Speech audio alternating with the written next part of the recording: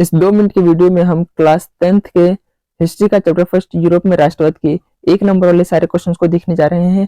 इस 2 मिनट की वीडियो में मैं इस पूरे चैप्टर को कवर करा दूंगा जिसमें 1 नंबर से रिलेटेड क्वेश्चन आते हैं। तो वीडियो को स्टार्ट करते हैं। देखिए, फ्रेडरिक शोवी की बात करें तो ये फ्रांसीसी कलाकार था। निरंकुशवाद का मतलब होता है ऐसी सरकार जिसपे किसी का अंकुश ना हो। यूटोपिया की बात करें तो ये तो एक काल्पनिक और आदर्श समाज होता है, मतलब एक ऐसा समाज जहाँ पे कोई गरीबी ना हो, भुखमरी ना हो, भेदभाव ना हो, ये यूटोपिया कहलाता है। जनमत संग्रह का मतलब होता है प्रत्यक्ष मतदान। 1801 में नेपोलियन संहिता नागरिक संहिता लागू होती है जिसे कहते हैं नेपोलियन की नागरिक संहिता। इसमें था जन्म के आधार पर विशेष अधिकार, इसकी समाप्ति, कानून के समक्ष समानता, संपत्ति रखने का अधिकार, सामंतवादी व्यवस्था, इसकी समाप्ति, किसानों का जो भूदासत्व उसको खत्म करना, जो किसानों से फ्री में काम कराया जाता था। इसके अलावा यातायात संचार सुविधाओं में सुधार हुआ। उदारवाद का मतलब, उदारवाद जो शब्द है ये लातीनी भाषा के लीबर से बना है जिसका अर्थ होता है आजादी। एले जो था वो कपड़े नापने का एक पैमाना था और जोलवेराइन की स्थापना है प्रशा के पहल से हुई थी। इसके तहत सीमा शुल्क की समाप्ति कर दी गई थी, मुद्रा की संख्या 2 कर दी गई थी और रेलवे लाइनों का विस्तार किया गया था। वियना सम्मेलन की बात करें 1815 के अंदर हुआ था, ऑस्ट्रिया में हुआ था और इसका जो चांसलर था ड्यूक मेटरनिक था।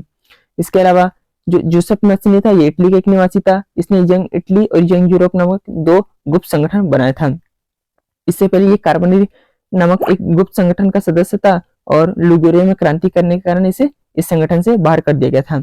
एक कथन है हमारे समाज की व्यवस्था सबसे बड़ा दुश्मन, जो कथन है ये मेटरनिक ने कहा था और जोसेफ मैस्सिनी के लिए कहा था। ठीक है, ये दोनों पूछता याद रखना, ये मेटरनिक ने कहा था और जोसेफ मैस्सिनी के लिए कहा था। जुलाई क्रांति 1830 में होती है। इससे संवैधानिक राजतंत्र की स्थापना होती है फ्रांस में और लुई फिलिप इसका अध्यक्ष बनता है। ब्रुसेल्स जो है, ब्रुसेल्स के अंदर क्रांति होती है और वो United kingdom of the great Britain से अलग हो जाता है। 1832 में कुस्तुनतुनिया की संधि होती है और यूनान एक स्वतंत्र राष्ट्र बन जाता है। ओटो वन बिस्मार्क की बात करते हैं, जर्मनी का इसने एकीकरण किया था। और जो विलियम प्रथम था 1871 में जर्मनी का सम्राट बनता है। इटली का एकीकरण काबूर ने किया था। गैरीबोल्डी इटली से संबंधित था। इमेनुएल द्वितीय 1861 में इटली का राजा बनता है। और इंग्लैंड और स्कॉटलैंड के बीच एक संधि हुई थी, एक्ट ऑफ यूनियन 1707। इसी की वजह से क्या होता है, United kingdom of the great Britain जिसे ब्रिटेन कहते हैं उसका गठन हुआ था और जो स्लाव होते थे ये बाल्कन क्षेत्र के निवासी हैं।